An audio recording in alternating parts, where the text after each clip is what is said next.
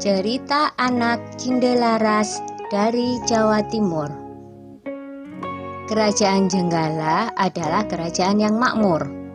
Namun semenjak rajanya yang bernama Raden Putra memiliki selir, semua jadi berubah. Kerajaan yang tadinya tenang, kini selalu bermasalah. Selir raja yang iri dengan permaisuri menjadi dalang semua masalah tersebut. Selir raja ingin mengusir permaisuri dari istana. Suatu ketika, selir bersama tabib raja memfitnah permaisuri. "Maaf Paduka, seseorang menaruh racun ke dalam minuman selir. Tidak ada pelayan Paduka yang berani masuk ruangan ini kecuali permaisuri," kata tabib dengan meyakinkan. Raden Putra sangat terkejut dan marah mendengar itu. Ia memerintahkan patihnya untuk membuang permaisuri ke hutan. Untunglah Sang Patih adalah seorang yang bijaksana. Ia sebenarnya tidak tega meninggalkan permaisuri yang sedang mengandung sendirian di hutan. "Maafkan hamba permaisuri, hamba tidak punya pilihan lain," kata patih. Patih membuatkan rumah kecil untuk permaisuri dan kemudian meninggalkannya. Setelah beberapa bulan di hutan, sang putri melahirkan seorang anak laki-laki. Anak itu diberi nama Cinderalas. Karena lahir dan tumbuh di hutan, Cinderalas berteman dengan binatang-binatang di hutan itu. Suatu hari, di saat asik bermain, seekor burung Raja Wali menjatuhkan sebutir telur. Cinderalas mengambil telur itu dan bermaksud menetaskannya. Tetapi secara ajaib, telur itu menetas menjadi seekor anak ayam.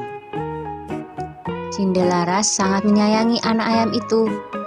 Kian hari, anak ayam itu tumbuh menjadi seekor ayam jantan yang gagah dan bersuara merdu. Kicauan seperti seekor burung yang tengah bersiul nyaring. Yang lebih mengejutkan adalah setelah bersiul nyaring, ayam itu berkokok. "Kukuruyuk, tuanku adalah Cinderalas. Rumahnya di tengah rimba, atapnya daun kelapa. Ayahnya Raden Putra." Cinderalas memperlihatkan ayam jantan itu kepada ibunya. Ibu Cinderalas yang mendengar kokok ayam itu akhirnya menceritakan asal-usul mengapa mereka sampai berada di hutan. Mendengar itu, Cinderalas bertekad mengungkap semua kejahatan selir raja ke istana. "Aku akan ke istana, Bu. Aku yakin kebenaran akan menang dan kejahatan akan mendapatkan hukuman yang setimpal." Setelah diizinkan oleh ibunya, Cinderalas berniat pergi ke istana membawa ayam jantannya. Dalam perjalanan, ada beberapa orang yang sedang mengadu kokok ayam mereka. Cinderalas kemudian dipanggil oleh orang-orang itu. "Ayo, kalau berani, adulah kokok ayam jantanmu dengan ayamku. Ayam siapa yang paling keras suaranya?" tantang orang itu.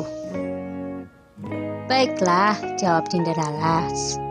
Ketika diadu, ternyata ayam jantan Cinderalas berkokok lebih keras. Ia mengalahkan semua lawannya satu persatu.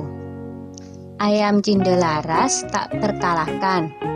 Berita tentang kehebatan ayam Cinderalas tersebar dengan cepat hingga terdengar oleh Raden Putra. Raden Putra penasaran dengan kokok ayam milik Cinderalas. Ia menyuruh Hulu Balang untuk mengundang Cinderalas ke istana. "Hamba menghadap Paduka," kata Cinderalas dengan santun.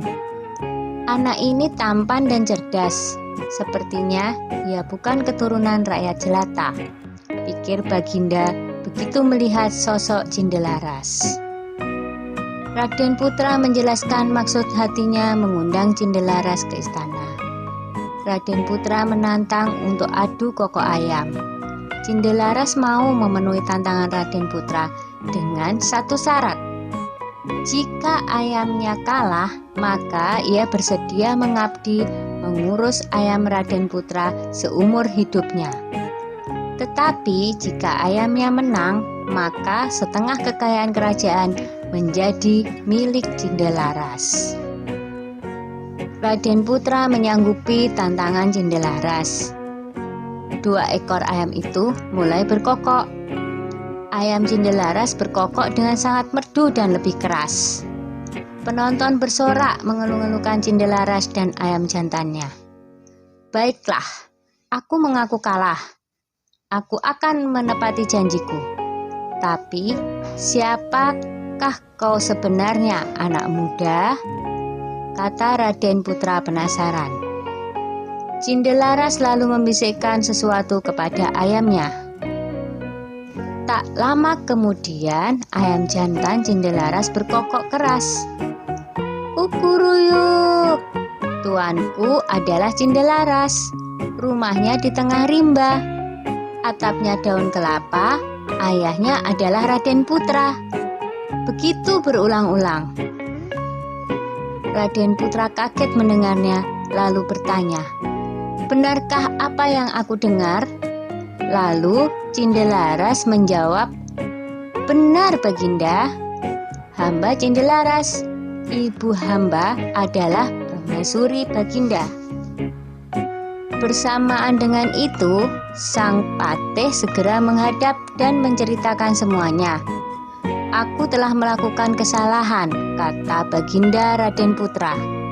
Aku akan memberikan hukuman yang setimpal pada selir dan tabibku yang bersekongkol dengannya. Lanjut Baginda dengan murka. Kemudian selir pun dibuang ke hutan. Raden Putra memeluk anaknya dan meminta maaf atas kesalahannya selama ini. Raden Putra dan hulu balangnya segera menyambut permaisuri di hutan. Akhirnya, Raden Putra, permaisuri, dan Cindelaras berkumpul kembali. Setelah Raden Putra tiada, Cindelaras menggantikan kedudukan ayahnya dan memerintah dengan adil dan bijaksana. Dah ya cerita Cindelarasnya. Jumpa lagi.